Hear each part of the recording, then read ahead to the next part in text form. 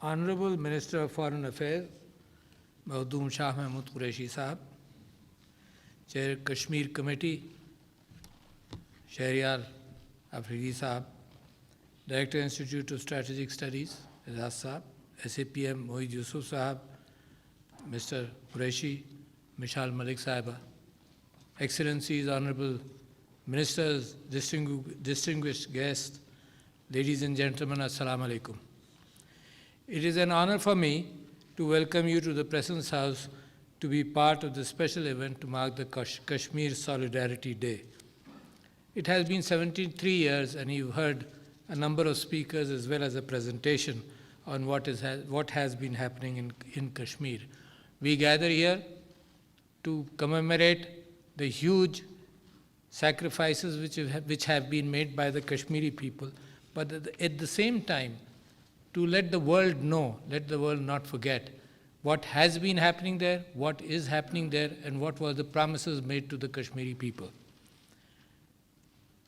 It has been a long struggle, not only since illegal Indian occupation of Jammu and Kashmir, but even before, against the Dogra Raj, which the Kashmiri people have gone through, when their Kashmir was sold for 7.5 million rupees to the Dogra ruler by the British.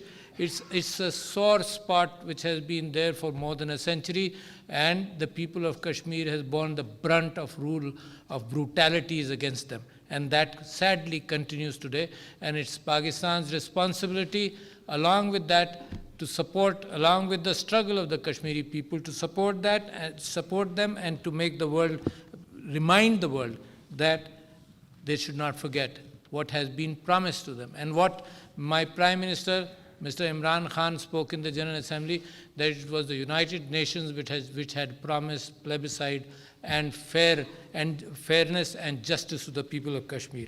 So therefore, the responsibility therefore comes to the international community.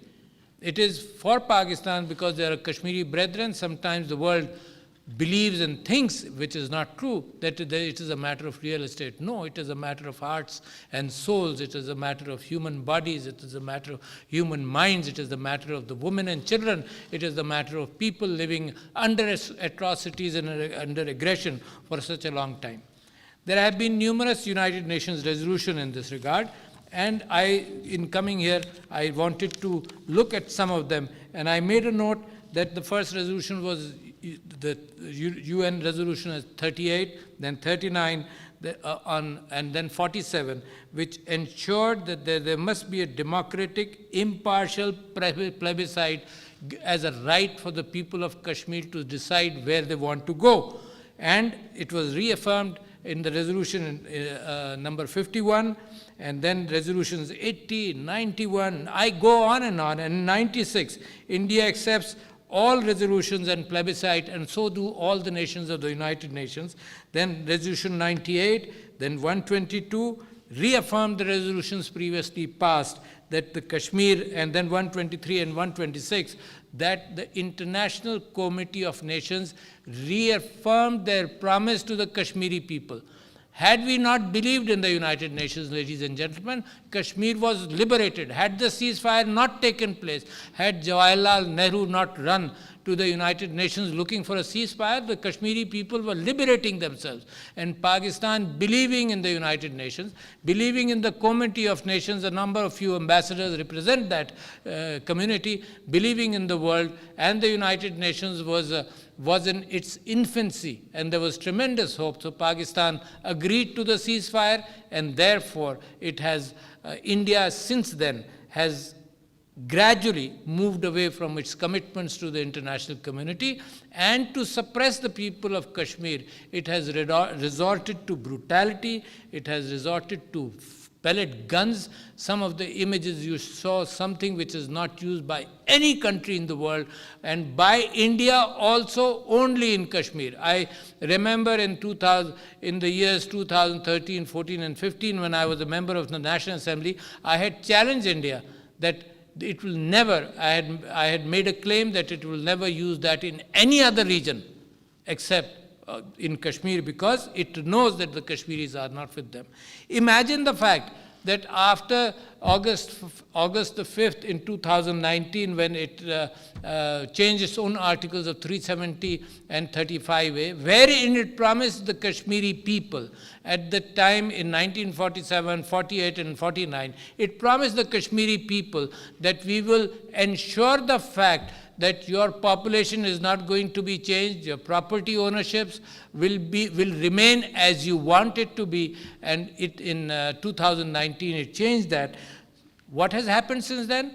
The Kashmir always had a bigger proportion, as the biggest proportion of or ratio of population to security forces, and instead what it was promised that the coffers of capital would flow in, there will be tremendous peace. India had to increase the number of security forces to 900,000. Imagine a population of 8 million Kashmiris has almost 1 million security forces. So there's one security force person with a gun standing there on 8 Kashmiris. That includes women, children, old people, and everybody. So that is because the Kashmiris are resisting Indian occupation, not because of any other reason, but the fact that they wanted a different position of Kashmir with Pakistan, which was promised to them,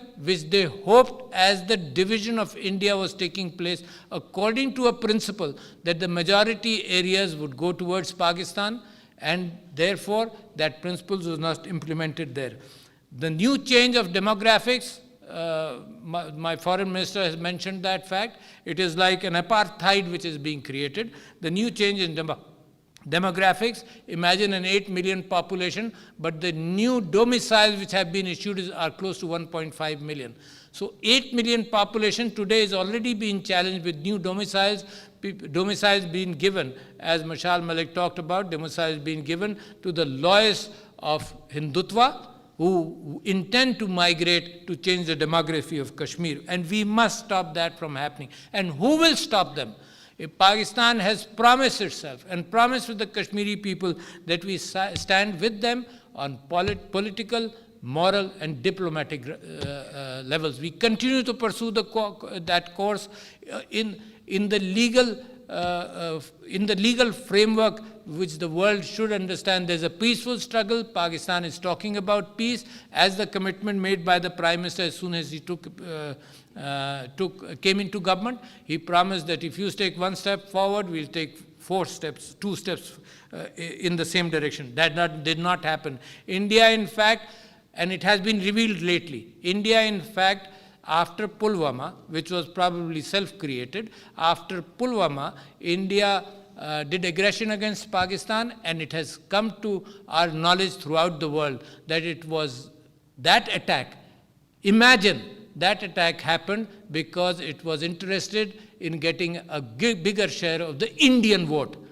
A risk which has been taken attacking across international borders. I believe today that the world should understand that India is a very irresponsible nuclear state. India did its first blast in 1974, Pakistan did not. India blasted nuclear weapons, as it tested nuclear weapons in 1999, and when Pakistan thought that it has to expose its hand also, Pakistan went ahead. India came so close in triggering what some of my friends have spoken about, the possibility of a limited nuclear war. It's an irresponsible situation right now. A belligerent state who can go across for election reasons, go across and attack Pakistan, blaming Pakistan for something which Pakistan never did. Probably they had their own fake encounter, dirty hands in it, and then it attacked Pakistan. So I believe the world should realize it's a belligerent state, it's an irresponsible state, and therefore it is the responsibility of the world to expose what is happening. India undid the special status, and as our foreign minister demanded today, it has to undo whatever it has done. It has to move towards plebiscite. That is the only solution, will remain the only solution of Kashmir. There can be no other solution of Kashmir. And I insist, and Pakistan insists on those lines.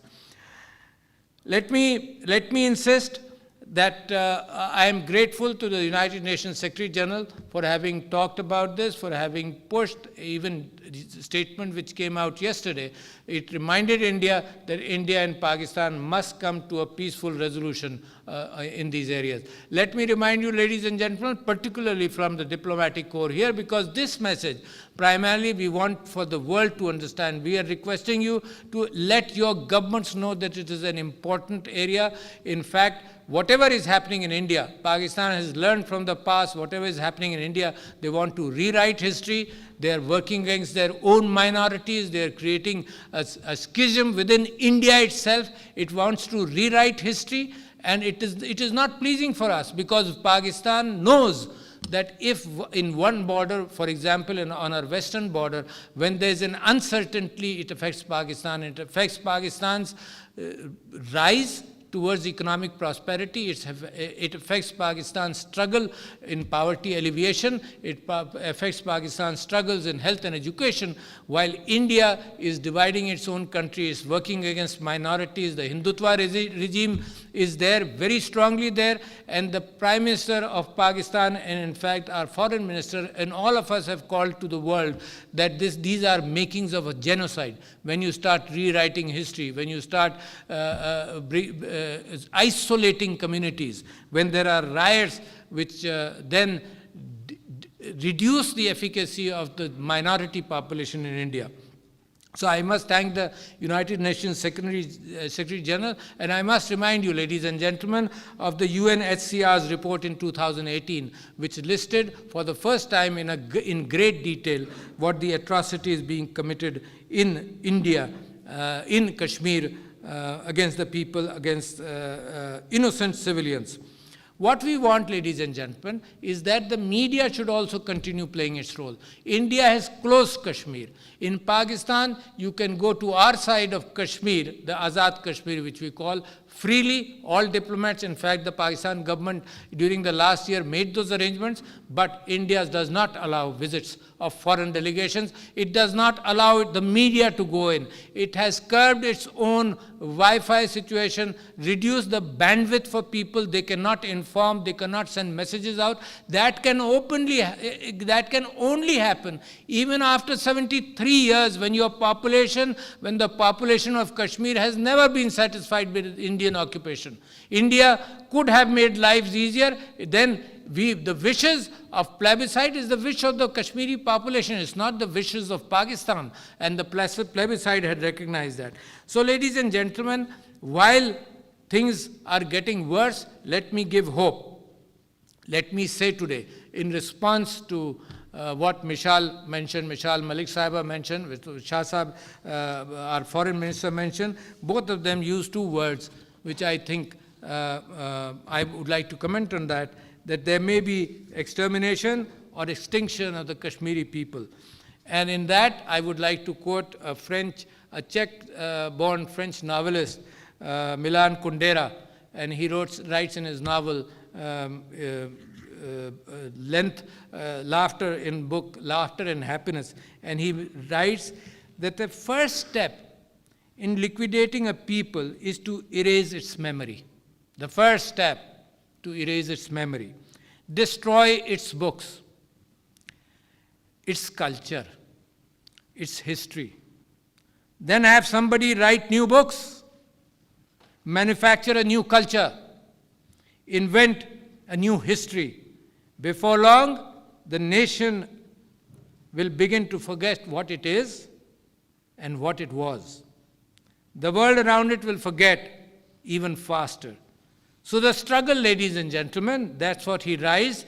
The struggle against power is the struggle of memory against forgetting. We will not let the world forget about Kashmir. We will fight for them in all diplomatic, political. The past is never dead in the diplomatic, political, and moral ways, and we will expose what is being done. The past is never dead. And I would like to give a message to the Kashmiri youth and the Kashmiri people that Pakistan stands with you. Pakistan stands with you and assures you that your liberty is not far away. It is close. It is within your grasp. Have faith and continue your struggles. You have sacrificed tremendously, and Pakistan is there with you. So ladies and gentlemen, we will not allow the world to forget. Thank you very much.